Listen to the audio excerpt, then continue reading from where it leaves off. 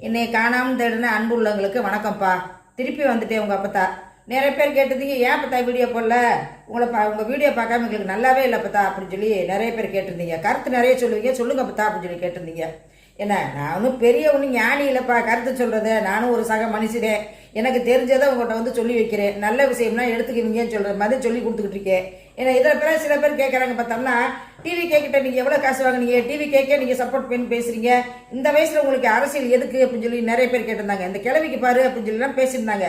எனக்கு அதை பற்றிலாம் கவலை இல்லை. டிவிகே கட்சிக்கு ஆதரவாக பேசுகிறேன் அப்படிங்கிற மாதிரி இல்லாமல், டிவிகேங்கிறது ஒரு உன்னதமான கட்சி, ஒரு ஒளிவு மறையில்லாத கட்சி, ஒரு பொய் பேசாத கட்சி, ஒரு அருமையான நிரந்தரமான முதல்வரை கொண்டு வந்த கட்சி. அவர் வந்து ஒரு பைசா கூட கொடுக்காம என்ன தன்னோட உழைப்பில் வந்தவர். அந்த மாதிரி டிவிகேல இருந்துக்கிட்டு அவர் என்ன சொல்லிருக்காரு தெரியுமா, முதலமைச்சர் என்ன சொல்லி தெரியுமா, நம்மளுக்குன்னு ஒரு எதிரி இருந்தாலே நம்ம வந்து கட்டாயம் வந்து